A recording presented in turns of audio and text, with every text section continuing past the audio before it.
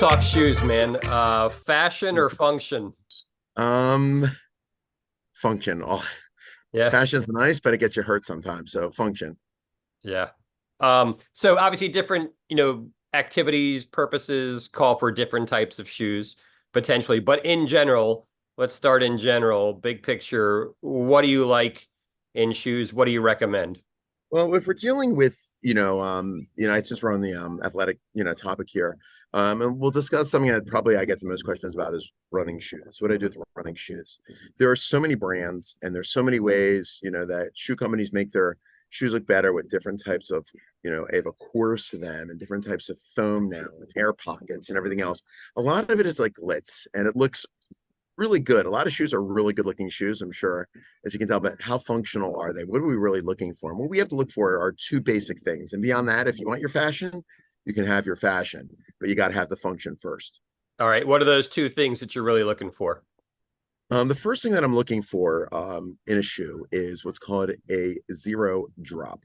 So when we're looking at a shoe, if we were to you can't really see it from the outside of the shoe, so it makes it difficult, but the shoe brands tend to list them on their websites, or you can dig or contact the company and they'll generally tell you. The companies that are very proud of a zero drop or close to it will announce it. The ones that aren't kind of keep it quiet. But let's talk Mhm. about what that is exactly is from the heel, I'll go on this side, to the toe in your shoe. I'll just pull you out here. There's There a we go. drop. Yep. There's a drop down. And it's inside the shoe. I mean, it's inside before you get to the base of your So we're foot is. really we're really talking about how much your heel is elevated. Yeah, exactly. Exactly. From the heel to the toe. And generally speaking, some shoes are 10, 12, you used to be even up to like 14 millimeters. So Mark, envision almost like walking in a high heel shoe. That's certainly nothing we want to be running in, jogging, running, sprinting, anything in, because what we're doing all the time is we are loading the body differently by shortening the calves. So when the shoe is naturally like this and we're running or moving, we can't get that dorsiflexion, that ankle dorsiflexion as great as we want it because we're always down like this. Hmm. That's why Hmm. in zero drop, we're starting here so that we get proper movement in the ankle joint, which is extremely, extremely important to avoid injury. And of course, transmitting of improper ground reactive forces up the chain as we go, which means basically transmitting that energy up into the knee, the hip, the low back. Can you just hop right into these things? Or is there an adjustment period? Most people haven't looked that deeply into their shoes. Great question. If you're wearing a shoe right now, let's say you're wearing a shoe that's 10 millimeter drop and you go to a 0 millimeter drop shoe, it's going to feel quite different. And the reason is because the running stride is different. When we tend to have a shoe that is a higher heel to toe drop, we tend to be more upright when we run. That's just the way the body kind of compensates for it. When we have a zero drop shoe, then we are basically running a little bit forward, which is natural. Gait or walking, almost by definition, is falling forward and catching yourself. And that's actually what it is. And so basically, how your ankles are hitting the ground and how you're dropping, will determine what's going on with that. So zero drop in my mind is trying to mimic being barefoot to some extent, right? How we would walk before shoes were ever made. So our foot was fairly level. Yeah, we are supposed to be barefoot. The notion of building shoes only began when roads were built, and before that, we were barefoot all the time. And there are two ways of looking at how the shoes are made. One is a minimalist fashion, where we have a zero drop, but like nothing under the shoe, maybe a piece of rubber. And if you're going to run on grass or on dirt or sand, that's ideal. That's perfectly fine. But most people are road running or even trail running where it gets hard, there are rocks or whatever else. So we go with something called a maximalist shoe. So it's a zero drop. So it's still like you're barefoot, but you've padding to absorb impact, which is great. There's forced transmission and then there's impact. And that's also when we look at like we can get into another talk another time about forefoot running and midfoot and high foot running, that the changes in terms of the amount of impact versus shock absorption. And that's why there are bone injuries with certain forms of running that we see more than with others.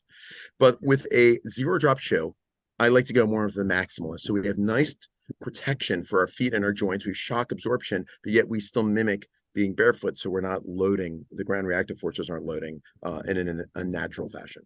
These days, when you go to a really good, say, running store, they're going to have you go stand on this device and it's going to scan your foot and then it's going to suggest to you the shoes that match your feet.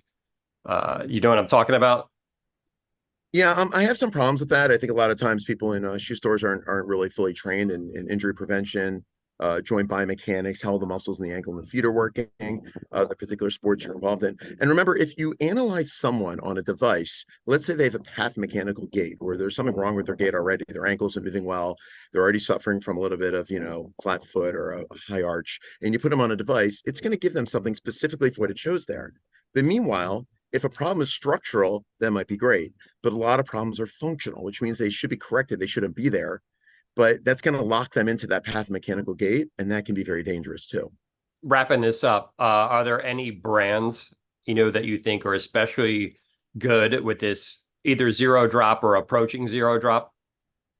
Yeah, and I'm going to name two brands, and I don't get compensated by them. It's a shame. I've always told all my patients, if I were to get $1 for every pair of Hoka shoes that I recommended, I would have been retired years ago. I've been recommending Hokas for to my runners, my triathletes, casual and more serious, for gosh, forever. And they make most of their shoes are in the like 5 to 6 millimeter heel drop range. And if the idea is to get to zero, well, come on, that's not too good then, right? I usually consider 5 millimeters and under as quite reasonable, and very little to adapt to, but it's also very comfortable with the stride. Another brand that I really like is Ultra, an Ultra Zero Drop. And a quick story about that. I wear this shoe. This is a Clifton. This is a Hoka Clifton. Mhm. And I love that shoe to run in. That's my primary running shoe. And I've also worn the Ultra Torns, which are zero drop. And here we go. I'm a sports med guy, and I run in a zero drop with plenty of pretty high stack height, which is the amount of foam. And about the 2 mile mark, I feel my right calf kind of twing, ding, like just a little bit. That's because my body position is different. I'm leaning forward, and because it's also utilizing everything properly. Now, age might play in with this. When you're younger, it's easier to adapt. You get a little bit older, it's not. But they just came out with a new shoe, which is the Ultra FWD, which is right here, which is the first Ultra shoe with a 4 millimeter drop. And I ran 4 miles in it yesterday, and I was like, I like it more than my Hoka even. It Mm. was an amazing ride. It rolled properly. On kind of a midfoot striker. It was extremely comfortable. I had no issues whatsoever. That 4 millimeters, although it doesn't seem like a lot, it is a lot. A very, very comfortable ride. So to sum it all up with that, Mark, sorry to make this so long, is I think if you're at 5 to 6 millimeters or under, you're in good shape. Find a shoe you like, keep it pretty low, but get enough padding. And of course, the padding is going to really be um, based on your body weight. If I'm 200 pounds and I'm running, I might need more padding than someone who's 130 pounds and running. Remember, when we're jogging, it's about 3 to 5 times our body weight with every stride. So we do want a shoe that absorbs a lot of that impact, so our joints are not taking it all the time. Right. And for those that want to go looking for it, Ultra is ALTRA. It's not Ultra like Yes, UL, it's AL. ultrarunning.com. Yeah, and Yeah. Hoka. Yeah. So good running stores will carry them. You can find them online. Yes. So Yes. speaking of running, I know, Alan, you're about to head off for some youth soccer matches. Day two, and still some good soccer to be played, and hopefully, my daughter's team gets to the championship. We'll say. All right, cool, man. I hope they don't red card you. So, Hasn't happened yet. Hopefully, it doesn't. all Thanks, right, Mark. man. Thanks for that sentiment. Yeah, I'll talk to you soon. I'll talk to you. All right, take care.